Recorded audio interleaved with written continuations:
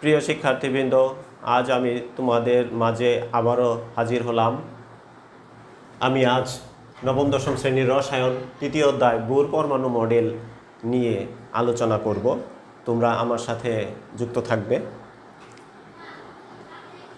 Bore পরমাণু model, এখানে bore পরমাণু মডেলটা দেখানো হয়েছে। বোর পরমাণু মডেল, এখানে ধনাত্মক চার্জযুক্ত নিউক্লিয়াস আছে। ইলেকট্রন এখানে নিম্ন শক্তি স্তর দেখানো হয়েছে n=1, এবং এখানে n=2 উচ্চ শক্তি স্তর দেখানো হয়েছে। n=1 এটা হলো নিম্ন শক্তি স্তর, n=2 এটা হলো উচ্চ শক্তি স্তর। এখানে ইলেকট্রন উচ্চ শক্তি স্তর থেকে নিম্ন শক্তি স্তরে আসতেছে এবং শক্তি এখানে নির্গত হচ্ছে বা বিকিরণ করতেছে। আর এখানে ইলেকট্রন নিম্ন শক্তি স্তর থেকে যখন উচ্চ শক্তি স্তরে আসবে, তখন ইলেকট্রন শক্তি শোষিত করবে, বাইরে থেকে শক্তি শোষণ করে ইলেকট্রন নিম্ন শক্তি স্তর থেকে উচ্চ শক্তি স্তরে আসবে। রাদারফোর্ড পরমাণু মডেলের কিছু ত্রুটি পরিলক্ষিত হয়েছে। সেই ত্রুটিগুলো 1913 খ্রিস্টাব্দে বিজ্ঞানী নিলস বোর সংশোধন করে একটি পরমাণু মডেল প্রদান করেন। এই পরমাণু মডেল হলো নিলস বোরের পরমাণু মডেল। নিলস বোরের পরমাণু মডেলের কিছু বক্তব্য আছে। সেই বক্তব্যগুলোর মধ্যে প্রথম বক্তব্য হলো, পরমাণু যে সকল ইলেকট্রন থাকে, যে ইলেকট্রনগুলো নিউক্লিয়াসকে কেন্দ্র করে বিভিন্ন কক্ষপথে ঘূর্ণায়মান থাকে, সেই ইলেকট্রনগুলো ইচ্ছামতো যে কোনো কক্ষপথে ঘুরতে পারে না। তারা শুধু কিছু নির্দিষ্ট অনুমোদিত কক্ষপথে ইলেকট্রনগুলো ঘুরে। সেই নির্দিষ্ট অনুমোদিত কক্ষপথ বা প্রধান শক্তি স্তর বা শেল বা অরবিট বা স্থির কক্ষপথ বলা হয়। এখানে কক্ষপথ n=1 এবং n=2 দুইটি কক্ষপথ দেখানো হয়েছে। তাহলে এই অরবিট বা শেলগুলোকে n দিয়ে প্রকাশ করা হয়, স্মল n দিয়ে কক্ষপথগুলোকে নির্দেশ করা হয়। n এর মান 1, 2, 3 ইত্যাদি হতে পারে। n সমান যখন 1 হবে, n সমান যদি 1 হয়, তাহলে এটা প্রথম শক্তি স্তর। একে কে শেল বলা হয়, কে শেল। অনুরূপভাবে যখন n=2 আমরা যদি বিবেচনা করি, n=2, তাহলে n=2 এটি হলো দ্বিতীয় প্রধান শক্তি স্তর। দ্বিতীয় প্রধান শক্তি স্তর। এই n সমান যদি 2 হয়, তাহলে এটিকে এল শেল বলা হয়, এল শেল। আবার n সমান যদি 3 হয়, তাহলে এটি তৃতীয় প্রধান শক্তি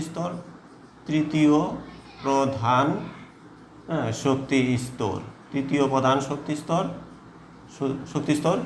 এটাকে এম শেল বলা হয়। আবার n সমান যদি 4 হয়, তাহলে এটি চতুর্থ প্রধান শক্তি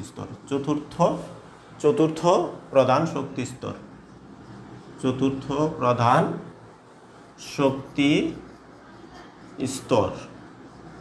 এটিকে n সমান যদি 4 হয়, এটিকে n শেল বলা হয়,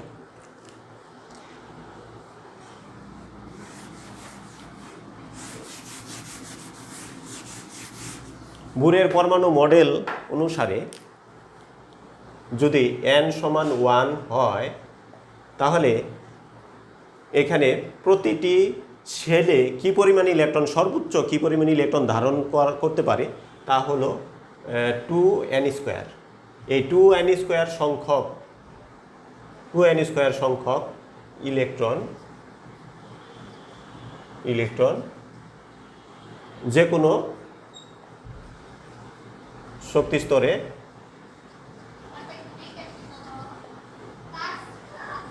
থাকতে পারে। তাহলে এখানে 2n² সংখ্যক ইলেকট্রন যে কোনো শক্তি স্তরে থাকতে পারে। এটা সর্বোচ্চ সংখ্যক ইলেকট্রন থাকার সংখ্যা। যেমন প্রথম শক্তি স্তর কতগুলো ইলেকট্রন থাকতে পারবে, যেমন এখানে 2n²।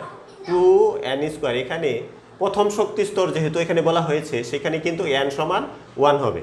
তাহলে 2n² = 2 × 1² সমান 2 × 1 সমান 2। তাহলে প্রথম শক্তি স্তরে সর্বোচ্চ 2টি ইলেকট্রন থাকতে পারবে। এভাবে যদি আমরা দ্বিতীয় শক্তি স্তর হিসাব করি, দ্বিতীয় শক্তি স্তরে n এর মান কত হবে? n এর মান 2 হবে।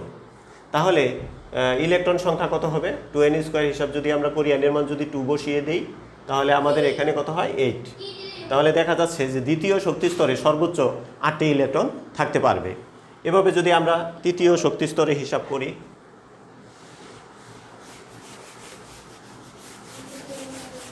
তৃতীয় শক্তি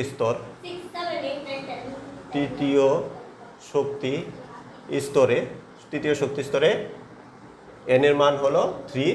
তাহলে ইলেকট্রন থাকতে পারে 2n² = 2 × 3²। তাহলে কত হলো? 18। তাহলে তৃতীয় শক্তি স্তরে সর্বোচ্চ 18টি ইলেকট্রন থাকতে পারবে। তো এভাবে আমরা যদি চতুর্থ শক্তি স্তরে হিসাব করি, চতুর্থ শক্তি স্তরে n এর মান হলো 4। তাহলে 2n², চতুর্থ শক্তি স্তরে সর্বোচ্চ ইলেকট্রন থাকতে পারবে 2n² সংখ্যক। তাহলে 2n² এর মান আমাদের পাচ্ছি, n এর মান 4 বসিয়ে দিলাম, তাহলে আমাদের এখানে আসলো 32। তাহলে এভাবে কিন্তু আমরা যে কোনো কক্ষপথে সর্বোচ্চ কয়টি ইলেকট্রন থাকতে পারবে সেই সংখ্যাটা কিন্তু বুর পরমাণু মডেল থেকে আমরা এটা বের করে নিতে পারি, যে সর্বোচ্চ ইলেকট্রন ধারণ ক্ষমতা যে কোনো একটা শক্তি স্তর বা শেল বা অরবিট, সেখানে সর্বোচ্চ সংখ্যক ইলেকট্রন ধারণ ক্ষমতা হলো 2n²। এখানে n দিয়ে প্রধান শক্তি স্তর বোঝানো হয়। আর প্রথম শক্তি স্তর যদি আমরা হিসাব করি কতগুলো ইলেকট্রন থাকবে, সেখানে আমরা n এর মান 1 বসাবো। যদি আমরা দ্বিতীয় শক্তি স্তরে কতগুলো ইলেকট্রন থাকবে, সেখানে আমরা 2n² এই সূত্রে আমরা n এর মান 2 বসাবো। যদি তৃতীয় শক্তি স্তরে সর্বোচ্চ কতগুলো ইলেকট্রন থাকতে পারবে, সেখানে আমরা 2n², এখানে আমরা n এর মান 3 বসাবো। আর আমরা যদি চতুর্থ শক্তি স্তরে সর্বোচ্চ কতগুলো ইলেকট্রন থাকতে পারবে সেটা যদি আমরা বের করতে চাই, তাহলে আমরা 2n², এখানে n এর মান 4 বসিয়ে দিব। তাহলে আমরা কিন্তু পেয়ে যাব যে সর্বোচ্চ প্রতিটি শক্তি স্তরে বা কোন শক্তি স্তরে কতগুলো ইলেকট্রন সর্বোচ্চ থাকতে পারে সেই সংখ্যা কিন্তু আমরা বের করে ফেলতে পারব। বোর মডেল অনুসারে এখন আমরা যাচ্ছি, এটা আমাদের বোর পরমাণু মডেলের প্রথম বক্তব্য শেষ হলো। এখন দ্বিতীয় বক্তব্যে বোর পরমাণু মডেলে বলা হয়েছে যে বোর পরমাণু মডেলে শক্তি স্তরে ইলেকট্রনের কৌণিক ভরবেগ, ইলেকট্রনের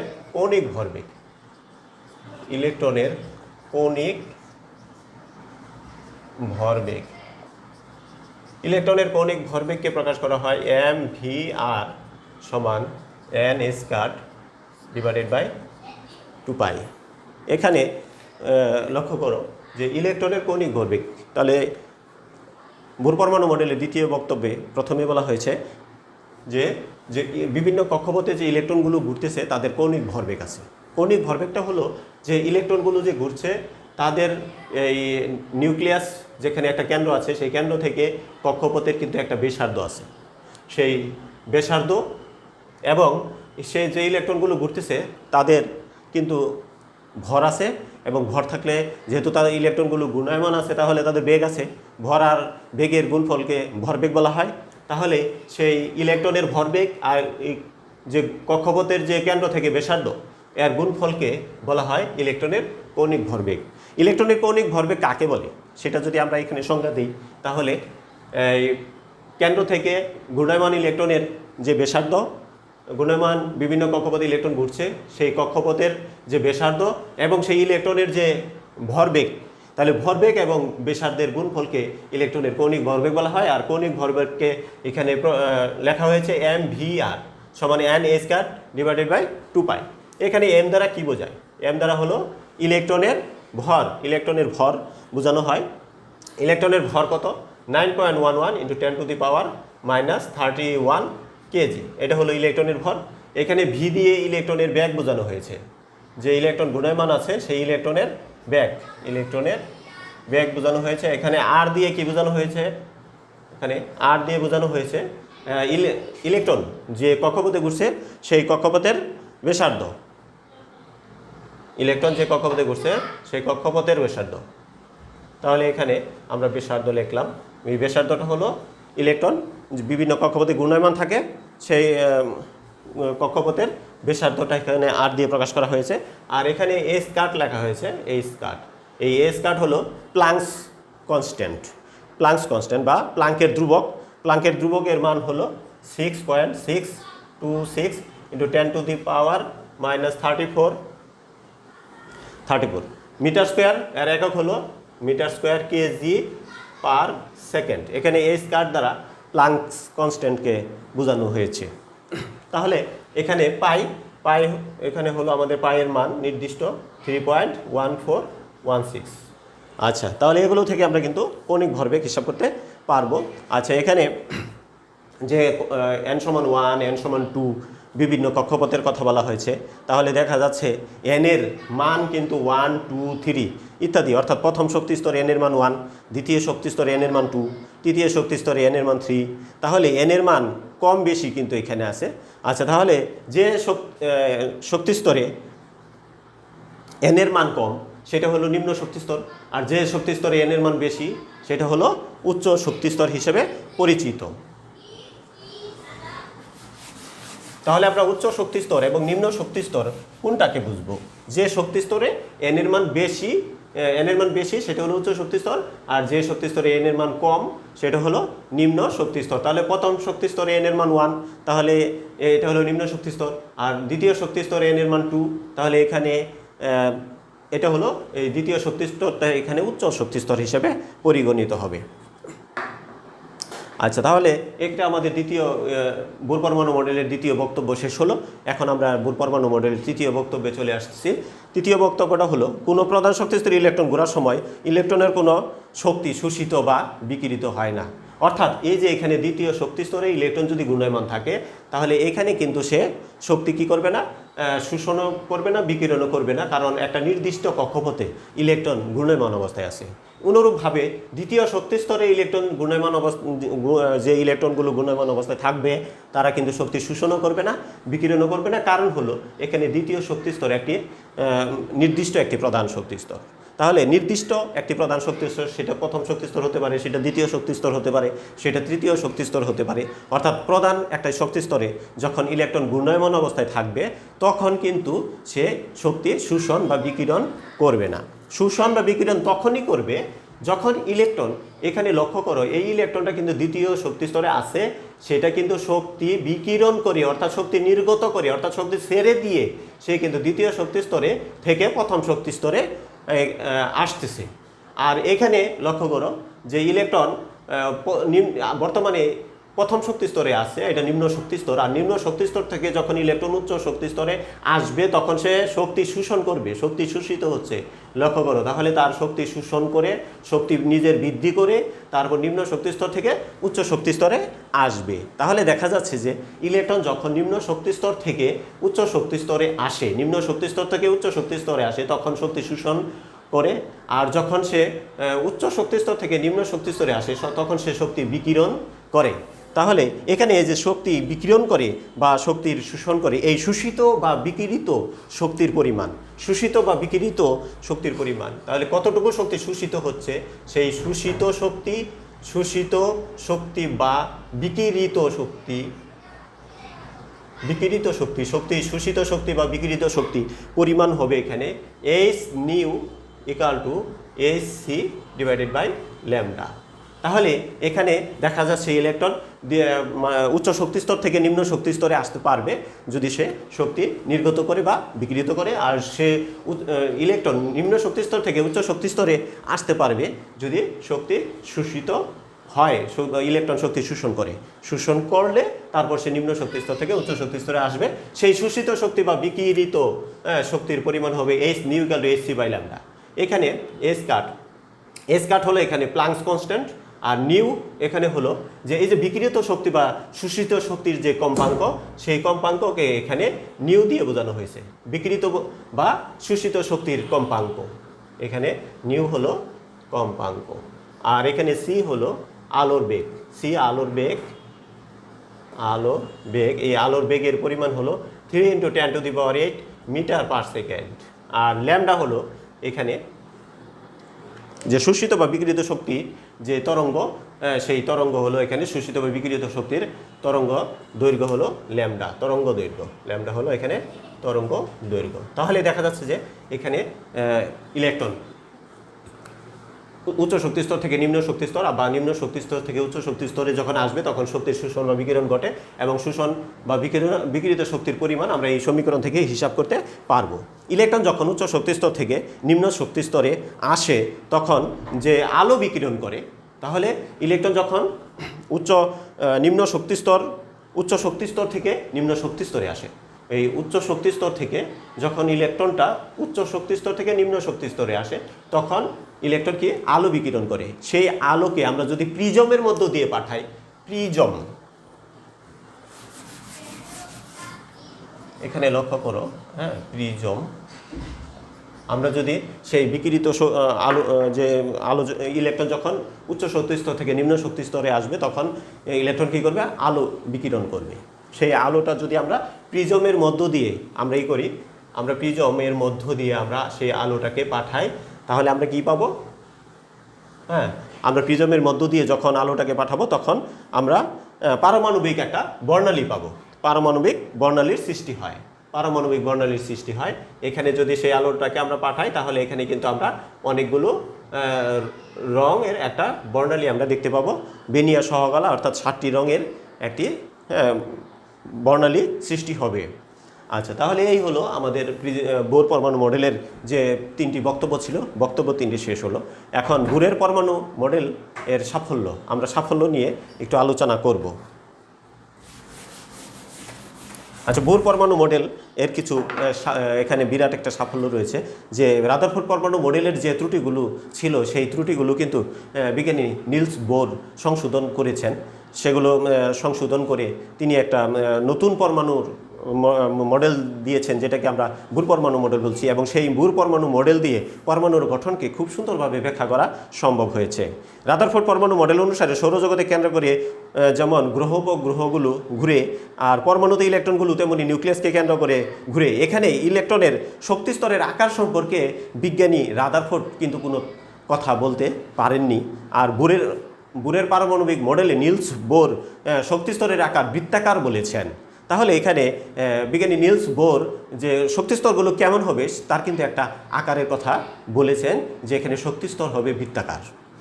রাদারফোর্ডের পরমাণু মডেল শক্তি শোষণ করলে বা শক্তি বিকিরণ করলে পরমাণুর গঠনের কী ধরনের পরিবর্তন ঘটে সেটা কিন্তু বিজ্ঞানী রাদারফোর্ড বলতে পারেননি। কিন্তু বোর পরমাণু মডেলে বলা হয়েছে, নির্দিষ্ট করে বলা হয়েছে, পরমাণু যখন উচ্চ শক্তিস্তর থেকে নিম্ন শক্তিস্তরে আসে তখন কিন্তু শক্তি বিকিরণ করে বা শক্তি নির্গত হয়, আর যখন নিম্ন শক্তিস্তর থেকে ইলেকট্রন উচ্চ শক্তিস্তরে আসবে তখন ইলেকট্রনে শক্তির শোষণ ঘটবে।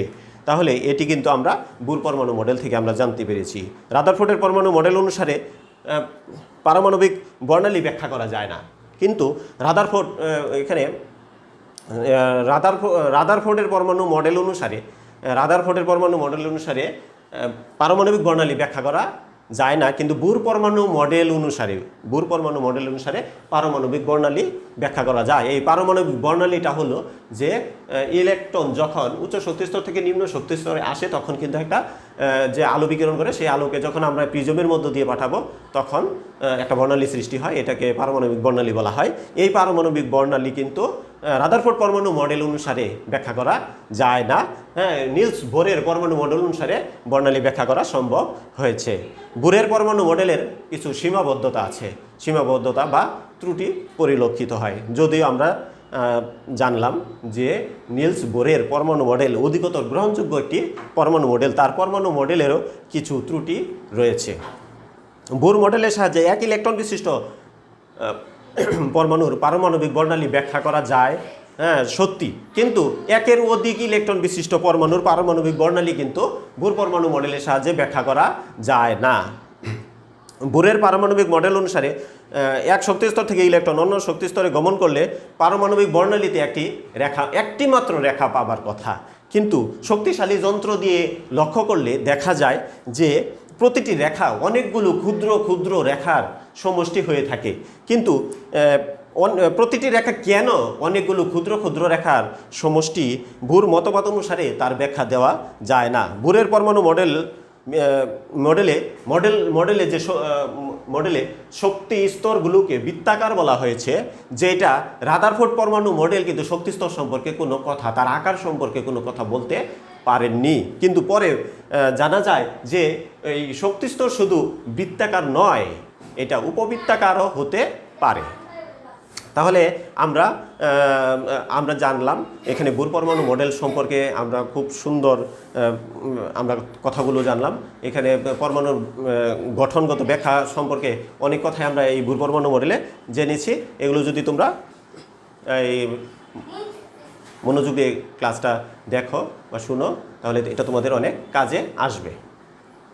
তোমরা ভালো থাকবে।